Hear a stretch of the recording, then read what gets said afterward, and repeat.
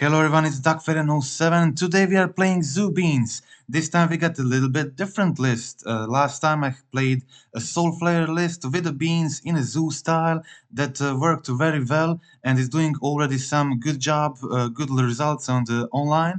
And this time we got a more zoo-ish, more zoo-looking list that is just trying to utilize the beanstalk as best as possible. So we got again Furies, we got Bindings, we got Scions.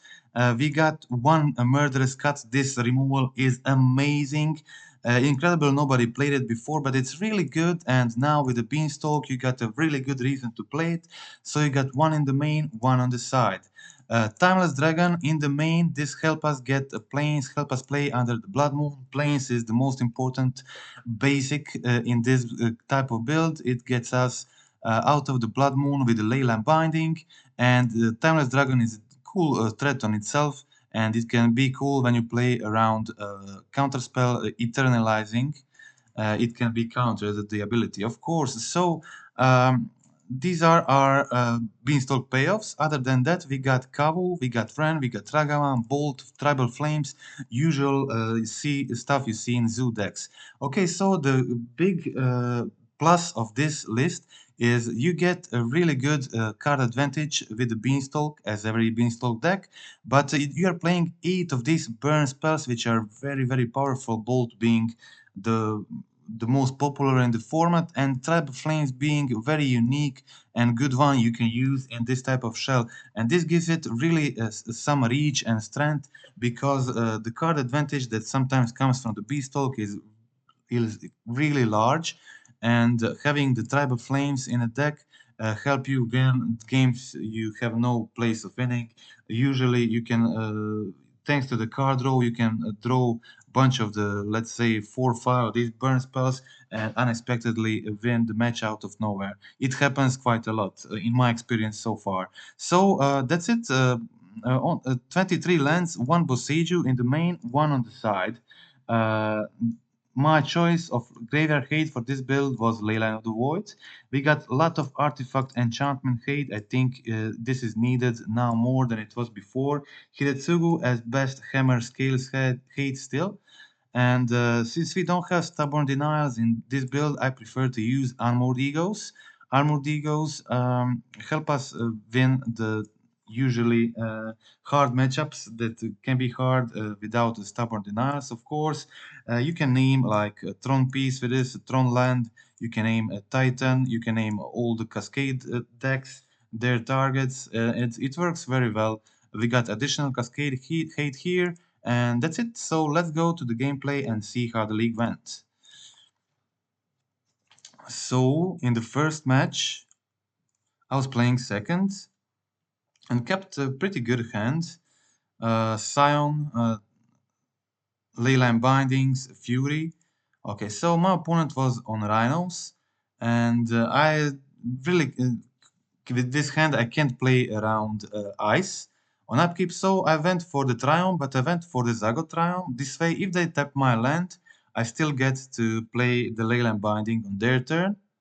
So that's exactly what happened. They tapped my land, I played fetch and kept the Leyline Binding, which was good. On their turn, they played the Shardless Agent, so I was able now to get the Sacred Foundry to remove one of the Rhinos. This was potentially important if I'm playing in a blind and don't know what I'm going to draw. I was able to draw a Beanstalk here, which was pretty good, so I cast another Leyline, drawing a card and getting rid of first Rhinos. Opponent attacks with Shardless, that is totally fine, I don't care much about that. I go for Scion, but opponent here makes a mistake and plays the Subtlety before I resolve my Beanstalk ability. This way, I immediately draw the Scion they put on top, and I was able to just recast the Scion. I have it as a blocker, and pitch cast the Fury to kill the Subtlety and put myself in just a really good position, and opponent concedes immediately. That was the game. Okay, let's see my sideboard here. Keeping 2 Ragavans, they still can be good. Moving out 2 bolts and 2 Tribal Flames. Okay, so actually in this version, I had Tassigur instead of the Timeless Dragon when I played this league, but I didn't really like Tasigur, and I decided that I really prefer the Timeless Dragon. Okay, so you can see I went for, obviously for some Chalices and some Cascade Hate and more Digos, and I really wanted to play around Moon here, so I started with the Beanstalk, had already Chalice on the field, and I was in pretty safe position right now. Opponent goes for the Moon, but I don't really care. I think like getting both basics was a really good play at the moment that I made, and it just allowed me to really play well around Moon. And I also had Wrenn and Six, I had Ragavan here. So they did get to counter my Wrenn, but that was really not important at the moment. I resolved my Ragavan, and they still didn't deal with Chalice. And I top deck one of my many Moon solutions. I have like Tira Sanders, I have double Boseiju, I have 4 Leyline Bindings, I have mana to cast everything, and I did pretty weird mistake here. I tapped my Wooded Foothills, and this way I wasn't able to make Kavu 5/5 and cast the Tribal Flames. It was only 3 damage, but I had double Flames on my turn, which was more than enough for a kill. But still, it was, yeah, it was a weird mistake I made here. Okay, so when I untapped, I went for the Zagoth Triome to get the full domain and cast the Tribal Flames for a win. That was the game.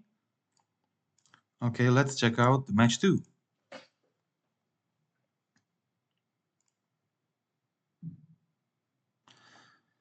Okay, so so actually you can count this as a Timeless Dragon, but you can also in this league see how the Tasigur performed. Uh, didn't really like it. As I said, I prefer Timeless Dragon, but I think like Tasigur is also playable. So I had Kau in this situation, so I decided to go for a Ragavan turn 1 and cast a turn 2 Kau. Also got opponent's Amulet in the meantime. They go Dryad and put another put another bounce land in the field. I kill the Dryad and attack for 7, put another cow on the field. Opponent still doesn't have Amulet and just plays another Dryad. I play Murderous Cut and for the win and connect with 12 damage, which is lethal, and that was the game.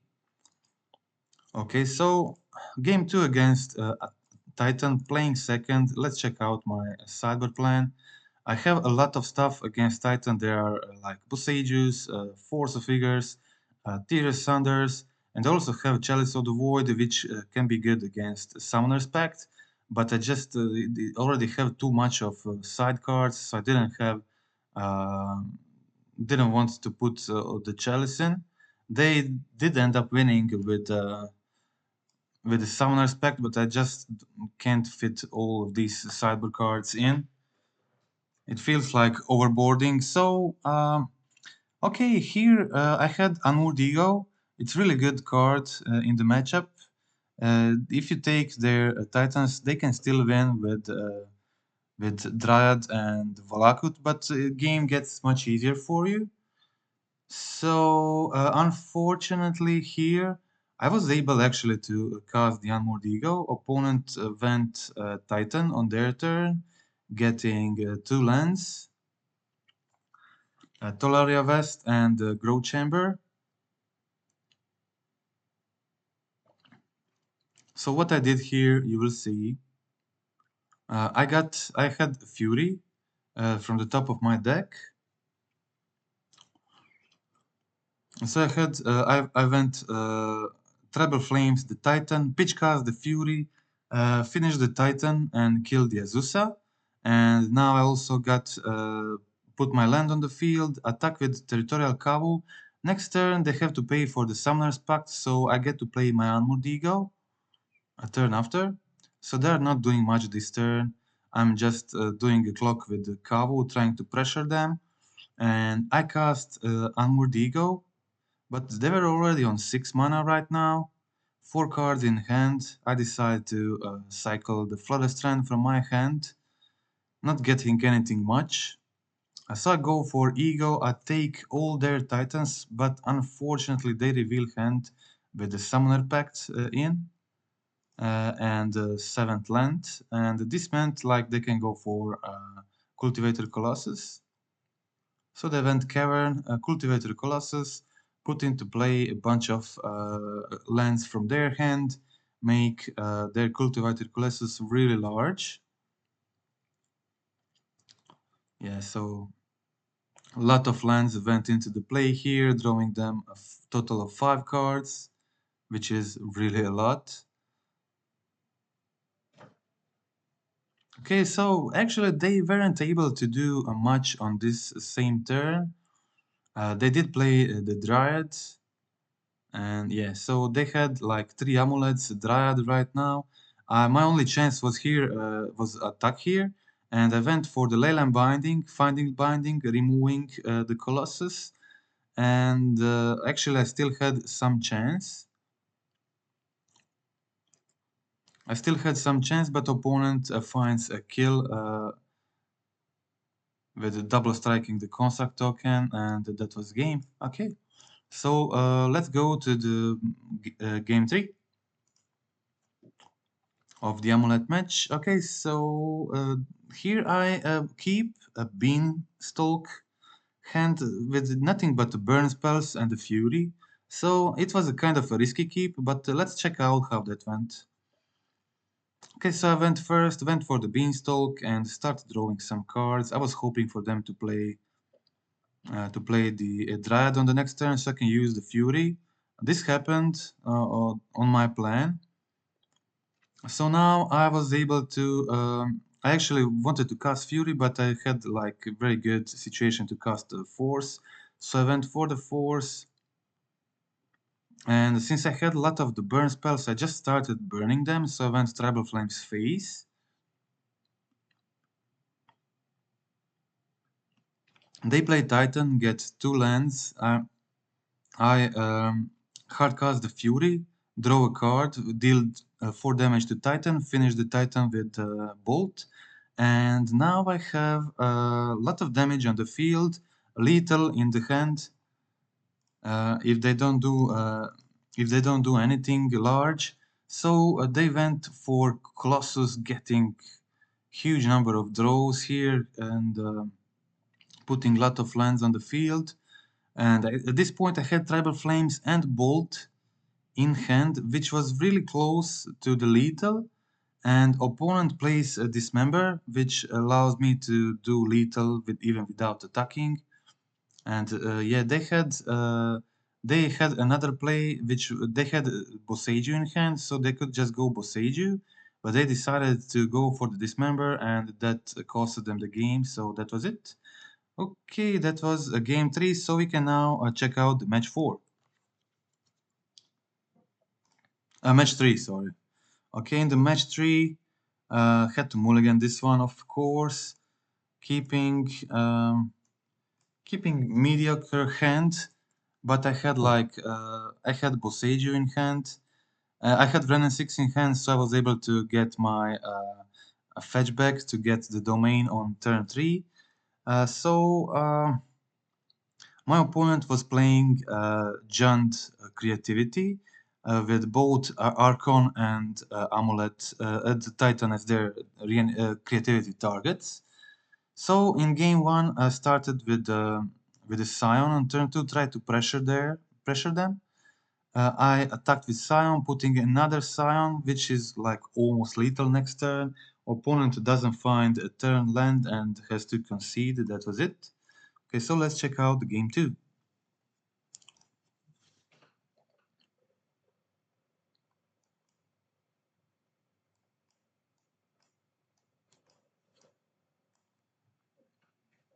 Okay, so I get the Ragavan from top and I decide to start with Ragavan because I didn't have a way to get a domain on 2 with these lands anyway.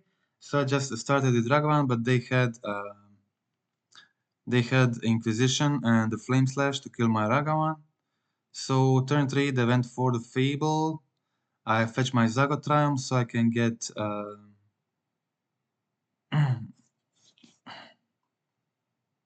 I can get my domain, and then I cast KO and bluffing having the interaction. I was missing one card in a graveyard to uh, to play the Murderous Cut. Unfortunately, I wasn't able. The Murderous Cut was costing me 2 mana at the time, but after they did the Archon thing, then I was able to cast it for 1 mana on their turn.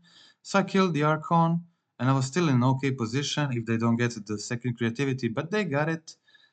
Cast it, get the Titan, get Archon, and at this point that was the game. I had to concede, so let's check out the match tree. Okay, so let's see what I sideboarded. Obviously, Unmoored Egos. Unmoored Egos are great in this matchup. So Furies went out. The sorcery speed removal is not that great against creativity. One of Wrenn went out. Planes for Boseiju and Tassigor. So that was it. My opponent played Inquisition on turn 1. This is very important, but didn't take my Unmoored Ego. So that was a message for me. Okay, we will see here. So that was the message for me that they have a persist. So what, like Unmoored Ego is like really good against them. If they go for the Inquisition, they would 100% take the Unmoored Ego if they don't have the plan B in hand, and they obviously had it.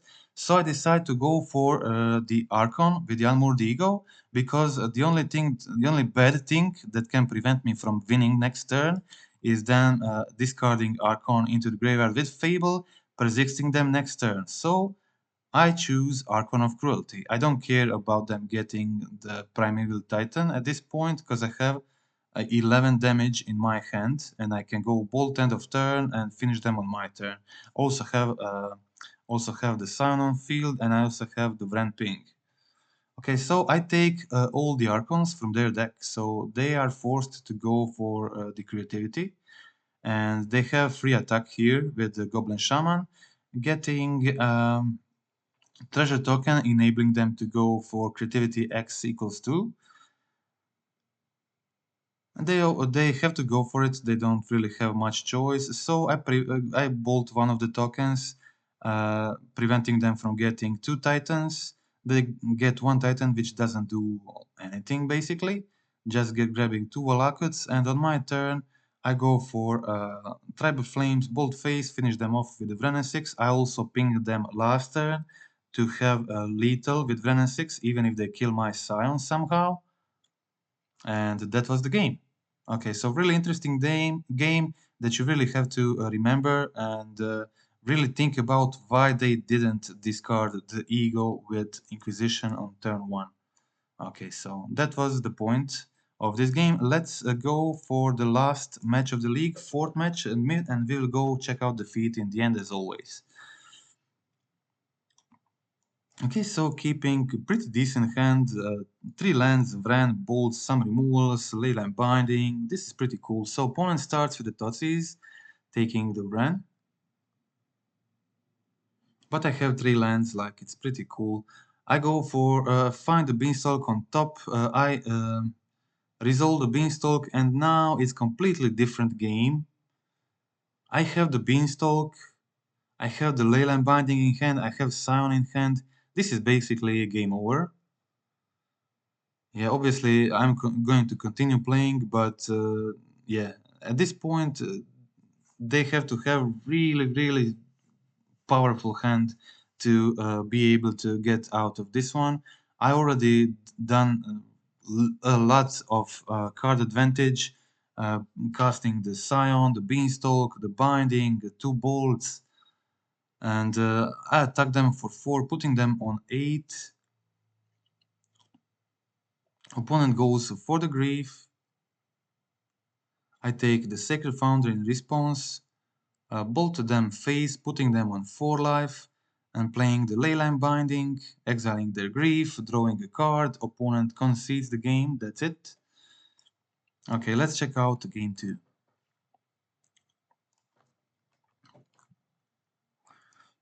Let's see how I boarded for the scam matchup. This is pretty important matchup.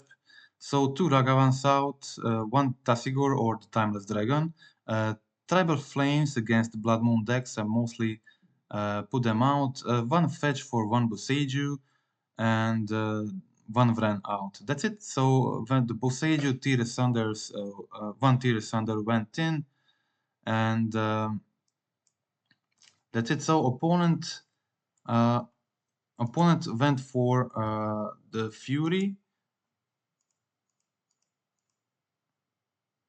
I was able to binding the Fury on time, so still had at this point I still had two bindings in my hand.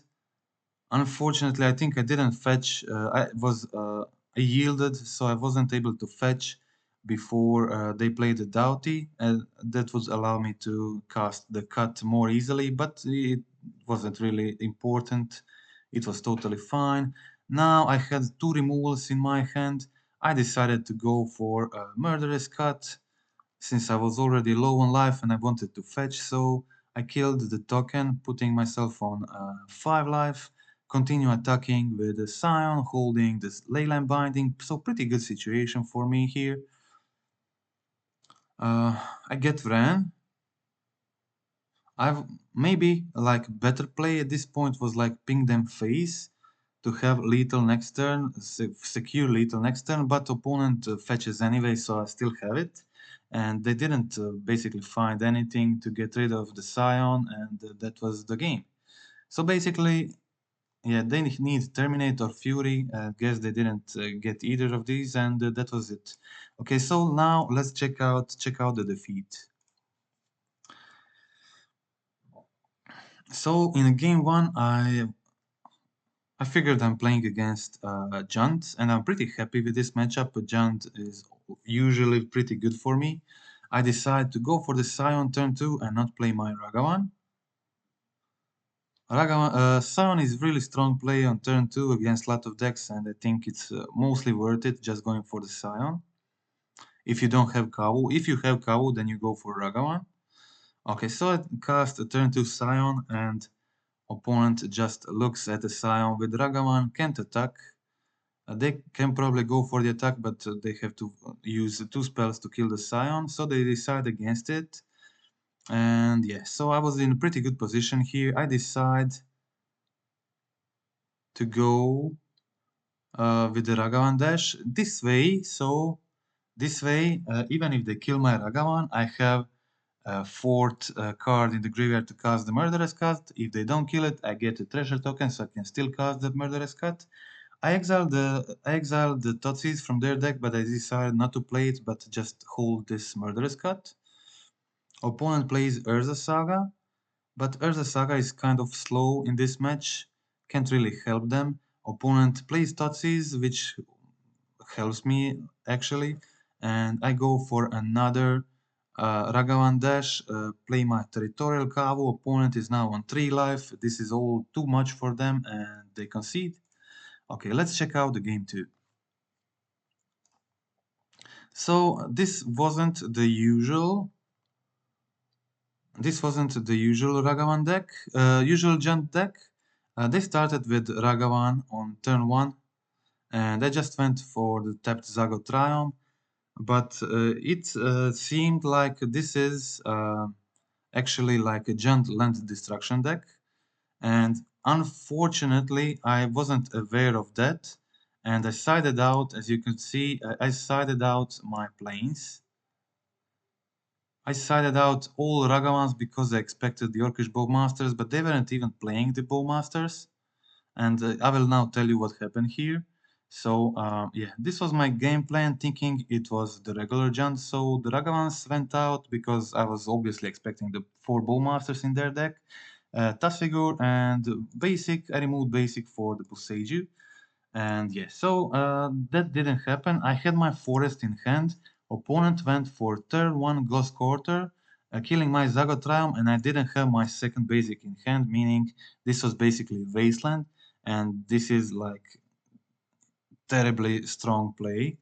on turn 1 playing Wrenn and immediately doing the Ghost Quarter. So I had a Temple Garden in my hand. They can't respond to playing a land, so I need to be able to play the Leyline Binding. So I play my Wooded Foothills and pass the turn, waiting for next turn so I can go like fetch the Steam Vents, play the Temple Garden, and then I will be able to play my Leyline Binding finally, getting rid of this Wrenn. But our opponent, while he was playing, opponent figured that I'm currently on the f6, and they did like a little dirty play, going Ghost Quarter on my Wooded Foothills, which was my way out. And since I was f6th, and I couldn't respond to this by cracking a fetch. They ended up just killing my fetch without me getting anything from it. And yeah, that was my only way out. And the next turn I will be able to, like, as I said, go Steam Vents, fetch Steam Vents, play Temple Garden, cast my Leyline Binding, exile the Wrenn, and still be in a playable position. Also, I will be able to then to crack the Heat, get the Overgrown Tomb, and cast the Murderous Cut, kill also the Ragavan.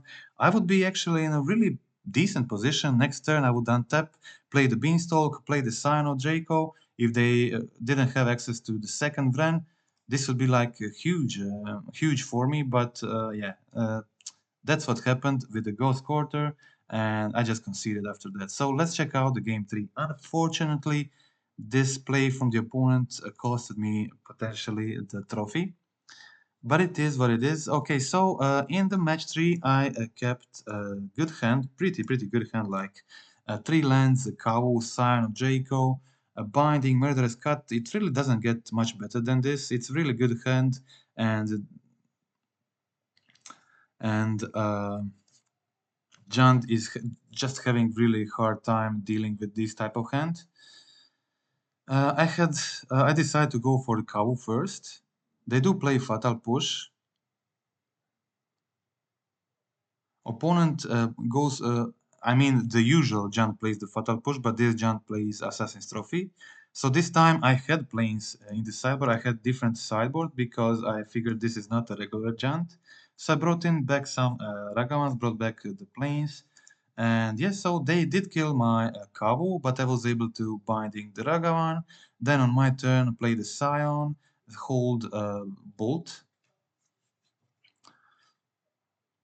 Yeah, unfortunately I got my second cut here. So basically, I was just I didn't play out this well because I forgot that this is not the usual Jund. I brought in actually Murderous Cut for the Goyfs, and I'm not sure, or the Bowmasters, but I'm not sure even if they played any of those. They were just their build was just focused on playing. Bunch of land destruction. So I did went bolt in response, putting my opponents to 4 life, meaning Scion of Draco is lethal next turn unless they deal with it. And unfortunately, I had these 2 cuts in my hand that were really useless. And opponent finds the Collagen comment. They put themselves on 3 life. And I exiled the Wrenn with Tira Sunder, so this way they can't do the nurturing peatlands thing. They cast Karn, getting the liquid metal coating. I cycled Triumph, getting the Stomping Ground, so I was expecting them to kill my lands, so I wanted to hold my red source in hand. And yeah, this was another mistake. I forgot the possibility of them animating the coating and attacking my Wrenn with coating, so I just went pink face with Wrenn. When I should have actually gone like plus the Wrenn, get my Triumph, cycle the Triumph, try to find that kill, and unfortunately I also tapped wrong, so I wasn't able to cast the Murderous Cut. So yeah, it was pretty terrible. So many small misplays leading to me losing this trophy, and yeah.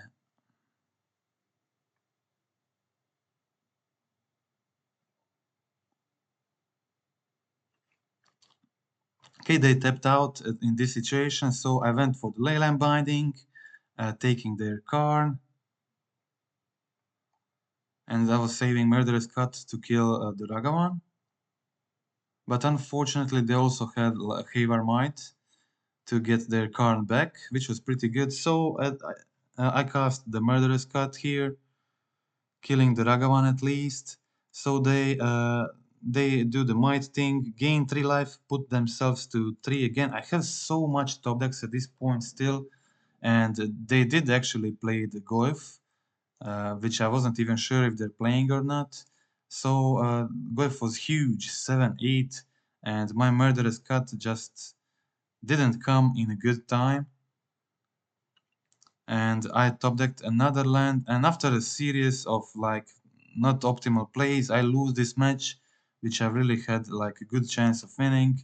And that was it. That was the game. Opponent somehow survives on 1 life and gets out with a win.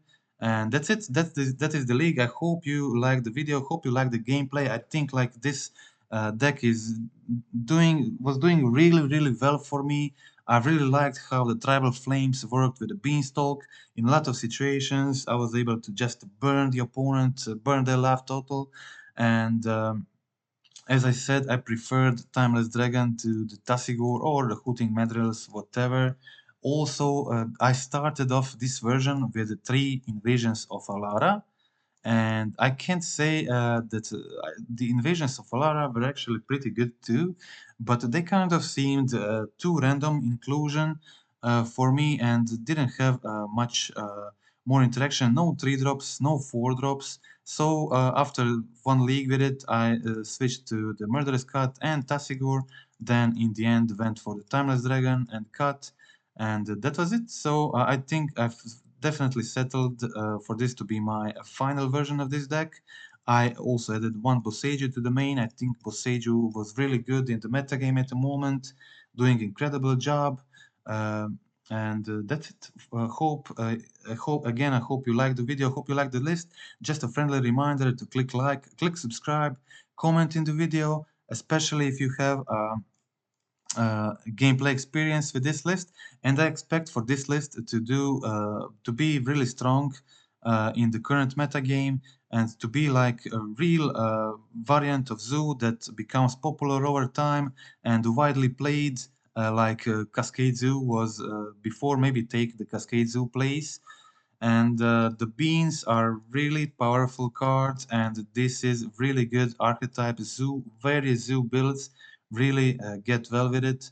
And as I said, Soul Flare list already putting some results, putting some good results in the RCQs. And that's it. Okay, I think I explained some of my sideboard inclusions in the beginning. And again, thank you for the watching. That's it for today, and goodbye.